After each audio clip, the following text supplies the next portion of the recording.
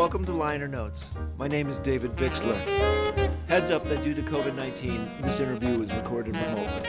It might not be the same quality as if recorded in a studio.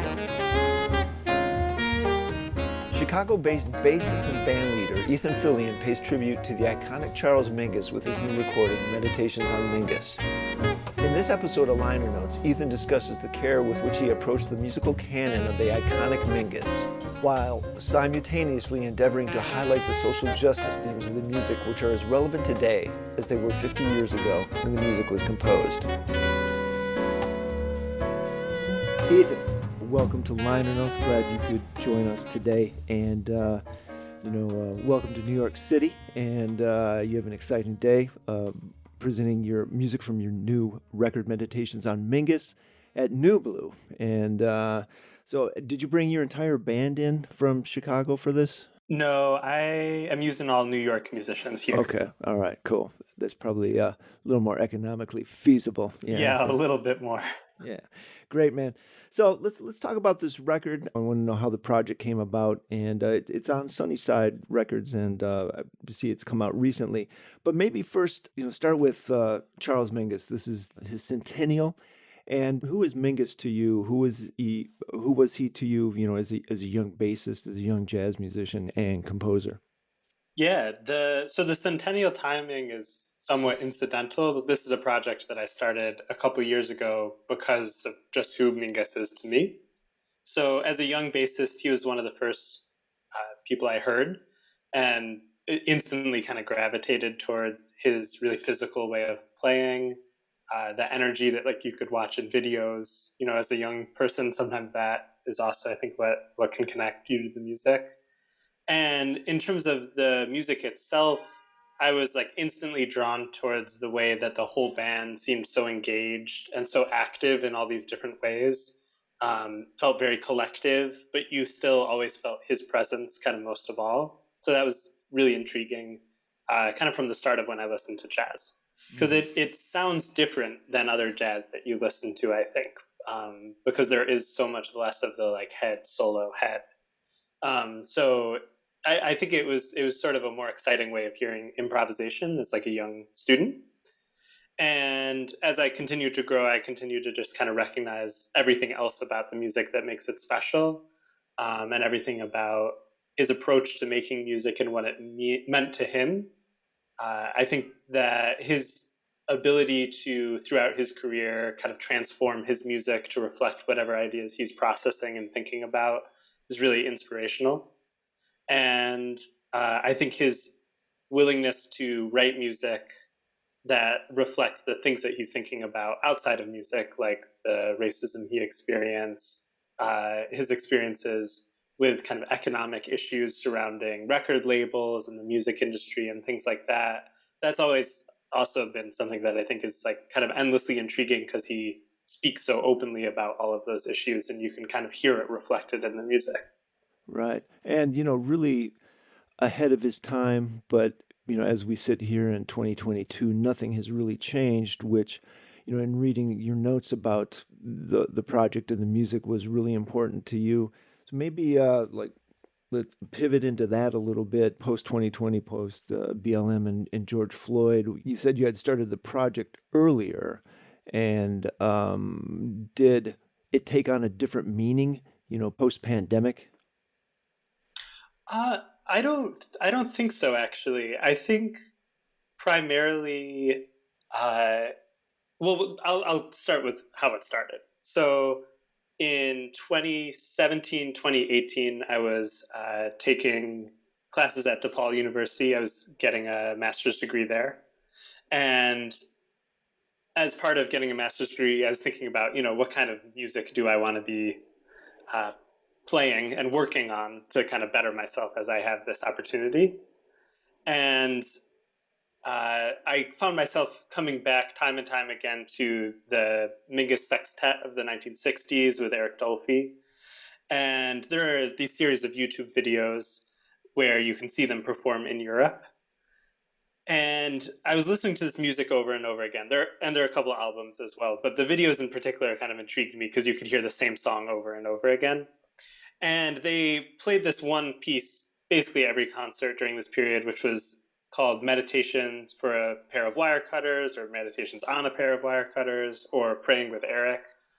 And that song, uh, which is on the album, is just kind of so amazing in the different spaces that it inhabits and all of the different musical things that happen. And each time they played it, it would be tweaked in little subtle ways, and the improvisation would take on kind of different characteristics. And so I was just fascinated with listening to this band and listening to the music that they were creating out of like this masterpiece of a composition that doesn't feel composed at all when they play it. It feels so improvisatory. And the other part of that composition is that he wrote it very specifically about this conversation he had with Eric Dolphy, where Dolphy was telling him about these prison camps in the South where Black men and women were incarcerated for, small crimes for up to, decades, and meant forced to do menial labor and kept in really terrible conditions. That when Mingus would talk about it on concerts, compared to kind of like concentration camp like conditions, and thinking about how America has this history of putting people, especially Black men and women, but also at that time Japanese men and women, and then more recently we have repeated this pattern, I think, with our approach to immigration and the response to 9/11. And so he wrote this piece thinking about the way that America does this, and the wire cutters in the title are a symbol for freedom, as opposed to the violence that ensues when we keep people in these terrible conditions. So I was listening to this music all the time. I was thinking about the meaning behind the music, and I was thinking about how we continue to do this. At the time that I was listening to this music, I was thinking a lot about the stories that were coming out about the conditions of the ICE camps at the border, where families were being separated. And so that kind of got me thinking about the ways that the patterns that are described in Mingus's music of prejudice and mistreatment are, still obviously very relevant today. That's no surprise.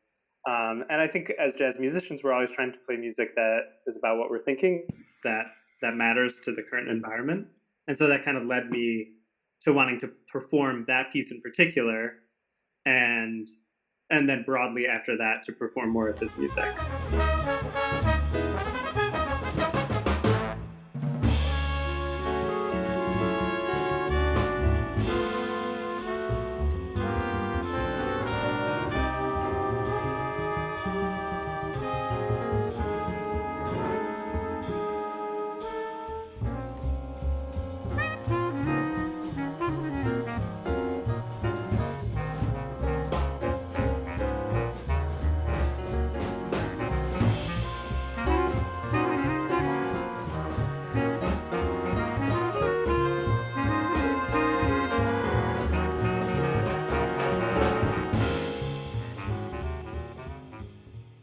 Question. You said it had several titles: Meditations on a Pair of Wire Cutters, or Prayer for Eric.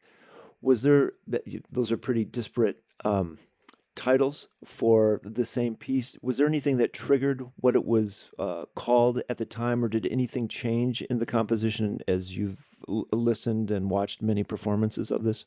No, I don't think so. I didn't see necessarily a pattern based on the title. I think he just kind of called it whatever he felt like calling it.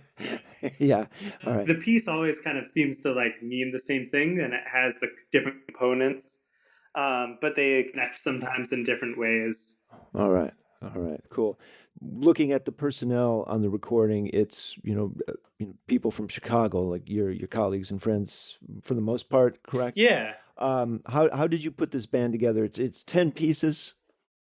Yeah, it's a 10-piece band, and basically the thing that I wanted to be consistent in the band was that everybody was going to be a really personal performer. So I didn't want everybody to sound the same or to have the same relationship with Mingus's music necessarily. I felt like it was important that each musician I found was going to like bring themselves to the band, because I think most of what I hear in Mingus's music is that Mingus is this like larger than life presence, directing the music where he wants it to go.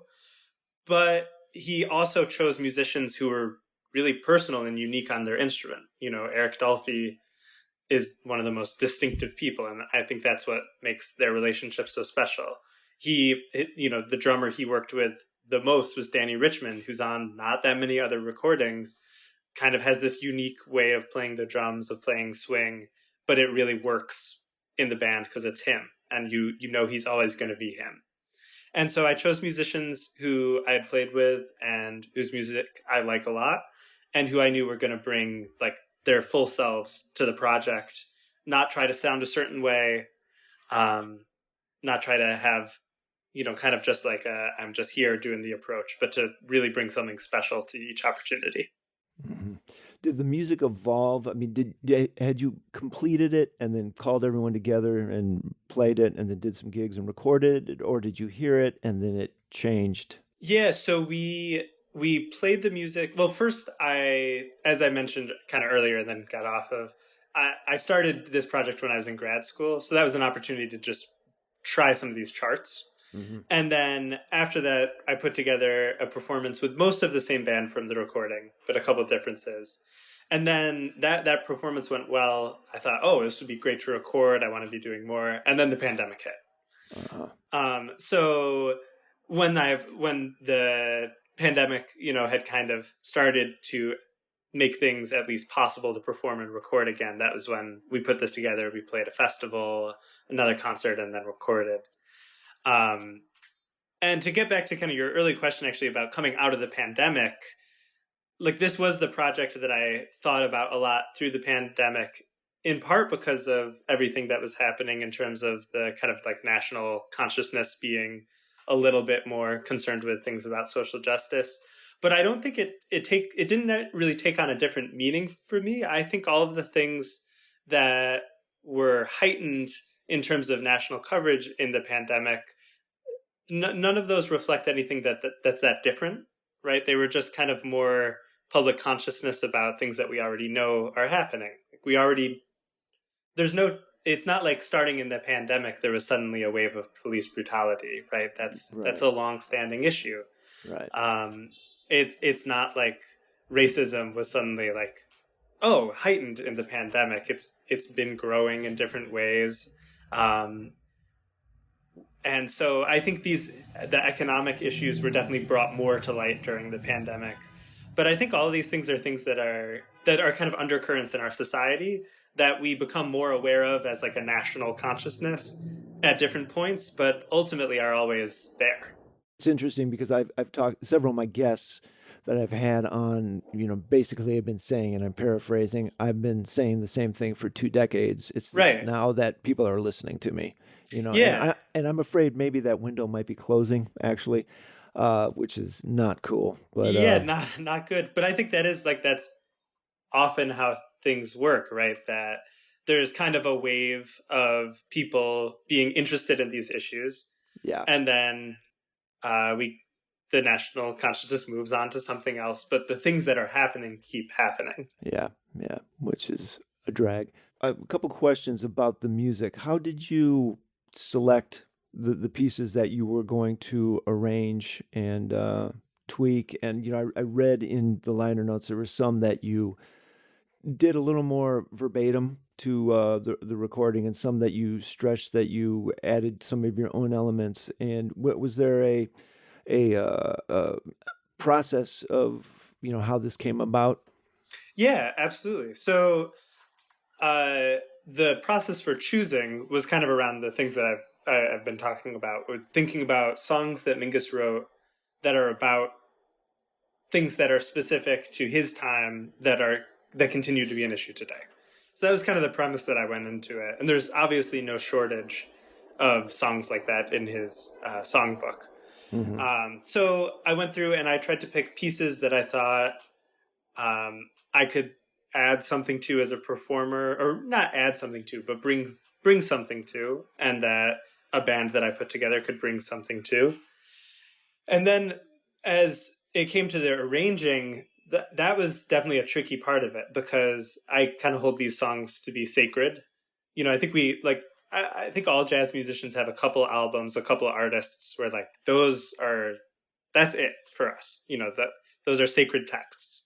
And so to arrange those is, while like really fun and exciting, is also a little bit uh, tricky, because you don't want to go too far into changing anything that you think is sacred, right? So a piece like Meditation on a Pair of Wire Cutters, I felt uncomfortable adding any new material to that. There's enough material there. So I feel like what we're bringing to that is our approach to improvising as a collective, and then just scaling that piece up from at most being played by, 5 or 6 people to being played by 10 people. So a piece like that, the kind of orchestration is different. That was the main thing that I worked on, trying to figure out what are the best ways to orchestrate it. There are so many different versions of this song. How do I want it to generally play out when we do it, right? But then a piece like Self-Portrait in Three Colors,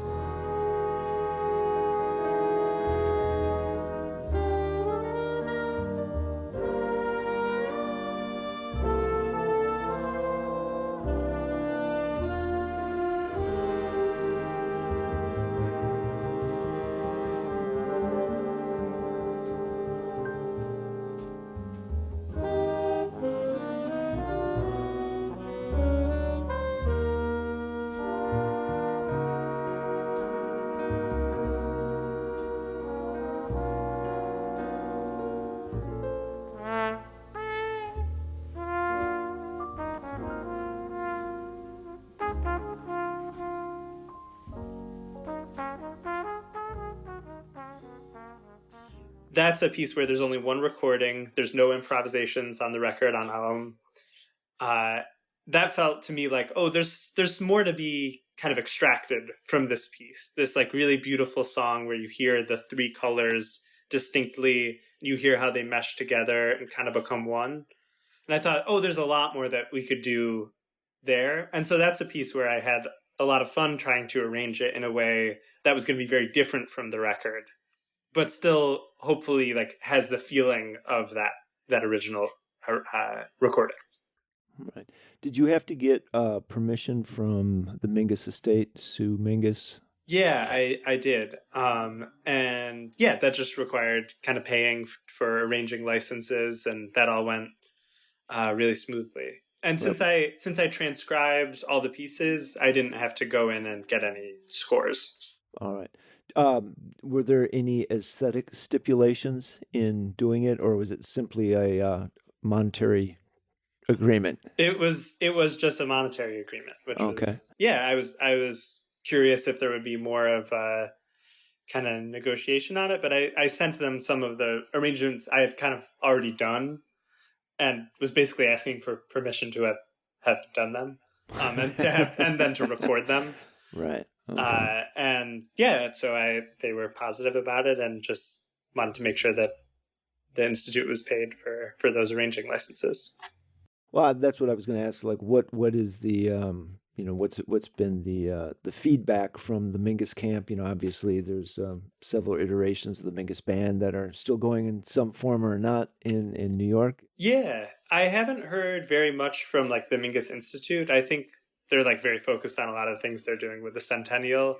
Hmm. A couple members of the Mingus band, or frequent members of the Mingus band, are playing in the group tomorrow night here in New York. So I think I'll get more of a kind of a response from just like being here. Very good. And then how do you, like when you wrote this music and you've been on the Chicago scene, these musicians, you pick the ones that you want. All of a sudden, like, okay, you're traveling. It'd be great if we could all bring our big band wherever we went, and not, economically possible. I assume you're going to have a rehearsal, but what are expectations of what this music is going to be like compared to your quote unquote band and the recording?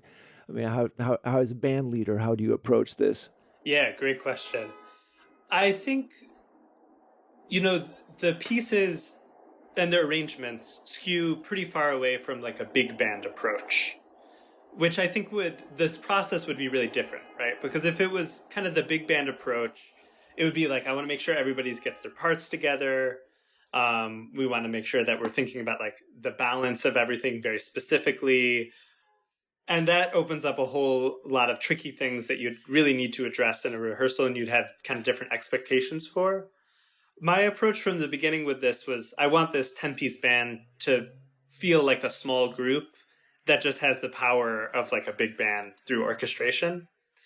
And so the tricky things in this music are there are occasionally rhythmic modulations, there are tempo changes that kind of have nothing to do with rhythmic modulations. There are just some really hard lines to play, especially in Remember Rockefeller at Attica, just beasts of lines. And so those are things that like, yeah, I want to make sure that the musicians who have sent the music uh, check it out and hopefully are prepared. And as a band leader, I think that's kind of all you can do ahead of time. So I send out the music, send out the charts. But in terms of what I expect from the performances, I expect it to be very different from when I play it with the Chicago musicians because it's with different musicians. So again, like the sort of operating principle of this music for me is give people a chance to like say their piece over these songs, right? To figure out as a band, how are we gonna collectively kind of create this engagement and excitement over an individual piece? And that like shouldn't play out the same way that it's played out on the record. And I expect it won't. So I'm excited to play it with some different musicians and to see how it morphs into different areas. And you know, I mean, even in Chicago, it's a 10-piece band. Like I don't think the band that recorded has played a single gig all together with every single 10 other than the festival we played the day before recording. Every other date that we've done this year and that we did before that, at least one or two people have had to sub out. It's just such a large group, you know. So that's given me kind of experience, like how do I get people into this, um, give them what they need to know, and hopefully the charts are clear enough at the things that need to be clear that people feel comfortable being relaxed and loose and spontaneous on the other parts. Hmm. All right. One other question, as with the larger ensemble, and there's a lot of traffic to direct. Is it, do you find it, I've seen online, it looks like you've done a fair amount of hits with this recently. Mm-hmm. Are you comfortable like being like completely present in in the music as your role as, bassist and improviser, and then putting on the other hat of just, oh, it's time to go on. It's time to, lead this ensemble to the next section. How difficult is that for you? Oh yeah, very comfortable with that. Yeah, I actually love that part of it. I think as bassists, like a lot of the times we're thinking about what's happening right now, where can I kind of push this? Where do I feel like the other musicians want to push this? Even when if you're just playing standards or playing other people's music, that's I think a lot of times is the role of the rhythm section, right? You're trying to be supportive, but also sometimes trying to anticipate where the music might go or trying to instigate where the music might go.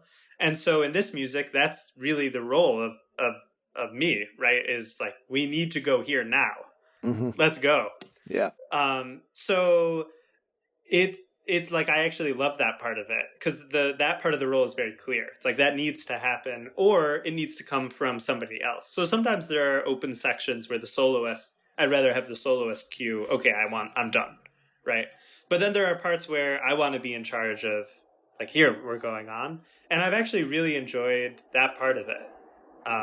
I think it's a lot of times with this music the best way to do that is actually vocally because it's hard for everybody to see each other with a 10 person, and that is like kind of a fun part of the music too that you hear in Mingus's music where you'll hear him give directions, and it does open up the music in this different way. I feel like people are engaged differently if you're suddenly screaming 4 measures out, and so I've actually really enjoyed that part of it. Very cool. Is there meditations on Mingus 2 in the future? I hope so. I'm not sure what it'll look like yet.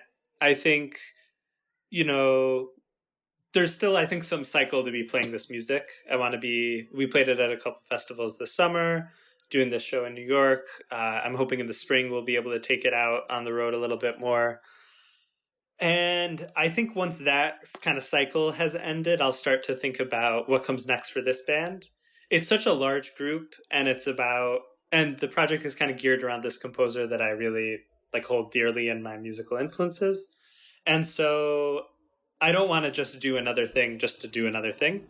And I'm not exactly sure what the next project would look like. I think there are lots of routes. It could be writing some original music that's kind of responding to this music. It could be just doing more of Mingus's songs around similar themes. It could be involving some more like kind of multimedia artists, like spoken word or some more visual art. I think there are lots of things that could work really well with this project, but I'm not gonna like just jump into one thing too quickly. In part because it does take a lot of uh, budget to pay for a band this size. Sure. And it seems like you have a journey to go with this project yet, Yeah, I think and to so. enjoy like seeing where it goes and what it becomes. Hmm. Um, Ethan, congratulations on the record. Sounds great, and I have a great Thank you. show in New York tomorrow, man. That'll be fun. New Blues, a really hip joint, and Yeah, I'm looking forward to it. Thank you. yeah, I'm looking forward to catching what's coming next from you, man. So thank you for taking the time on this day. Oh, And my pleasure. we'll see you soon, bro. Take care, man. See ya. Liner Notes is grateful for the support of Van Doren Reeds and Mouthpieces. Be sure and check out the Van Doren Advisory Studio in New York City for all your sound sculpting needs. Liner Notes is grateful for the support of Arlen's Good Beer in Bowling Green, Ohio. Sound by Marco Mendoza. The theme music is No FOMO, Mofo by yours truly. Produced by David Bixler. Be sure and subscribe to Liner Notes wherever you find your podcasts. If you like what you hear, I ask that you consider supporting Liner Notes financially. You can do this by going to the Liner Notes tab at davidbixler.com. Thank you for your consideration.